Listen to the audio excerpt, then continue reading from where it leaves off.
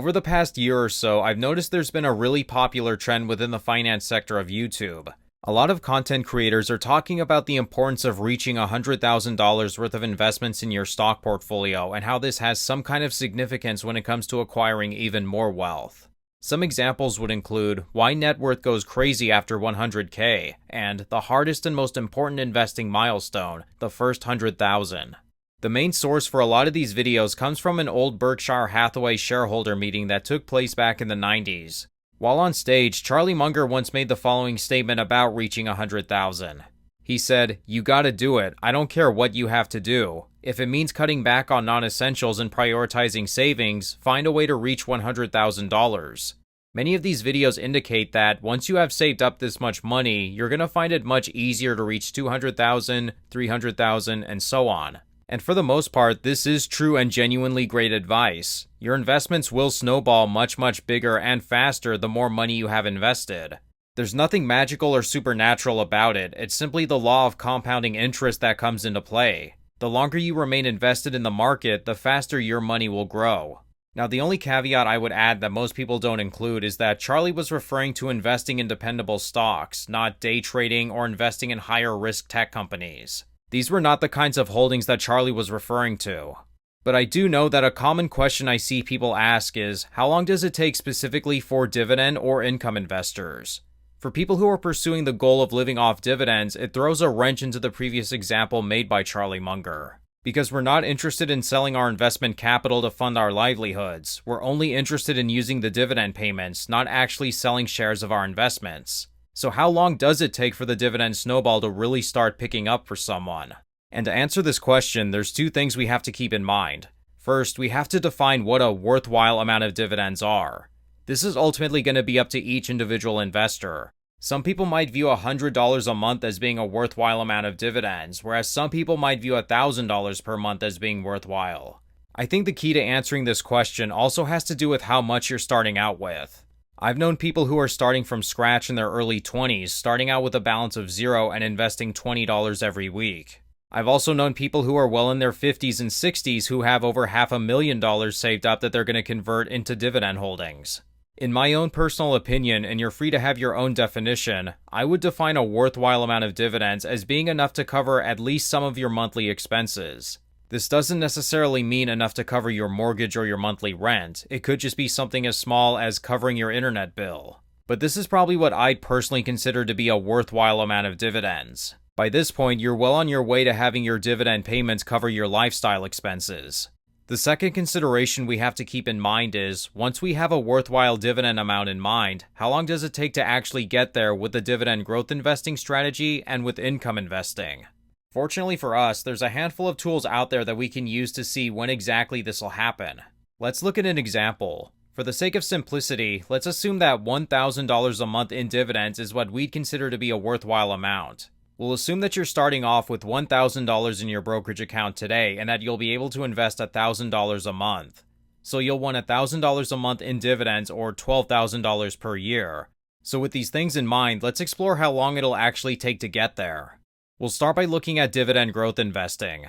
The site I'll be using to show this example is going to be TipRanks, which has this dividend reinvestment calculator that breaks down how much you can expect to earn in dividends each year going infinitely into the future. Again, just to make things simple, we're going to assume that you're going to invest all of your money into just one holding, something that I would never recommend doing. You always want to spread your money across a lot of different holdings for safety's sake. If one of your holdings suffers from a dividend cut along the journey, you'll still have plenty of other positions in your portfolio to help sustain your income. In terms of what holding we'll use, I'll go with one of the most popular dividend growth stocks, which is Johnson & Johnson. This company has raised their dividend every year for more than 60 years and counting. So now that we have our dividend growth stock, let's start plugging in the numbers. As of right now, J&J is currently trading for $151.18 per share. Remember, we currently have $1,000 already saved up in J&J, and we'll keep the holding period at 20 years. It won't actually take 20 years, but I'll leave it where it is right now. Under expected dividend yield, Seeking Alpha is reporting that J&J currently yields 3.43%. They also pay dividends quarterly. Annual contribution will be $12,000, remember, $1,000 per month. I'll leave dividend tax rate alone because this really depends on where you live and if you're doing this in a retirement or a non-retirement account.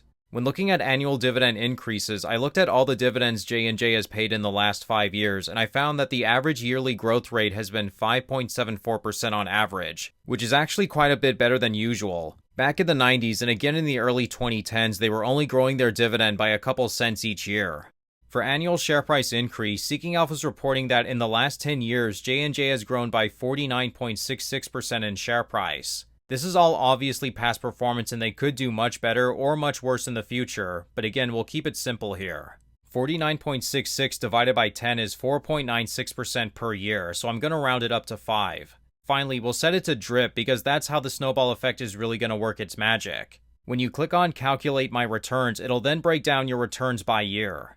Remember, we want to look at annual dividend, and this has to be at least $12,000. We can see that in year 11, we're finally earning $1,000 per month in dividends from J&J, which is $3,000 per quarter. So that's how long it would take to really see your returns explode if $1,000 per month is your worthwhile dividend amount. But now let's try this exact same example with income investing. We'll use the same calculator and gather our information from Seeking Alpha, only this time we'll use a preferred stock ETF. Preferred stocks almost always offer no share price or dividend growth, but they do come with significantly higher dividend yields. For this one, we'll use PFFA, which is the InfraCap US Preferred Stock ETF. So let's start plugging in the numbers with our income holding. Right now, PFFA is currently trading for $20.80 per share. We're still going to assume that we have $1,000 invested in this, and we want to keep the holding period at 20 years. The expected dividend yield on Seeking Alpha is currently 9.77%, and dividends are paid monthly with this. Annual contributions will keep at $12,000 per year. For expected annual dividend increases, Seeking Alpha is actually reporting a 5-year growth rate of 0.93%, which I'll use for this field.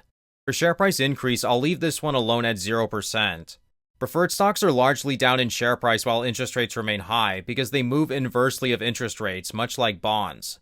Finally, we'll keep it at dripping dividends and I'll hit calculate. Remember, when we were looking at a typical dividend growth stock like J&J, it was looking to be about 11 years before we started earning $1,000 a month in dividends. If we scroll down, we can see that with an income investment like PFFA, we earn $1,000 per month significantly earlier. You can see that it takes a little over 7 years to reach $1,000 per month in dividends, which isn't quite half the time of a typical dividend growth stock, but still much earlier. What's also great is that a lot of these higher yielding investments are usually diversified funds, so you're not just placing your faith in just one company. But for both examples, we're looking at past performance and assuming that these holdings will continue to perform as they have up to this point. You should note that if it's your goal to reach $1,000 per month in dividends, it takes significantly less money invested with income investing than it does with dividend growth investing. Also note that if you earn $12,000 per year in dividends, the dividend snowball gets much faster at this point. Earning $2,000 a month will come much faster than earning just $1,000, and then it'll be even faster to earn $3,000 than it did $2,000, and so on.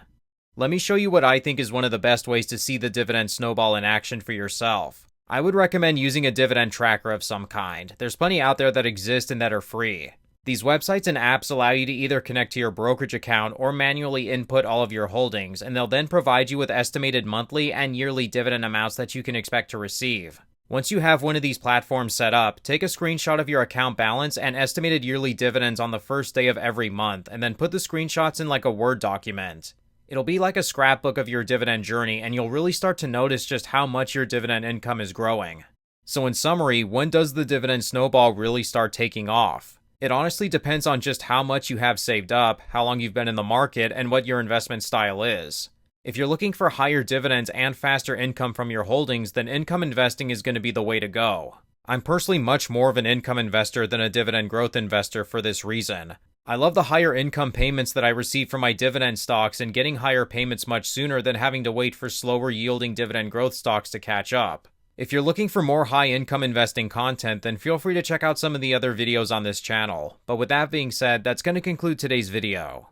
If you'd like to connect and also see what's inside my own personal dividend portfolio, then feel free to check me out over on our Patreon, where you'll receive updates and be able to talk to me and other higher yielding dividend and income investors. But with that being said, thank you all so much for watching today's video, and until next time, take care.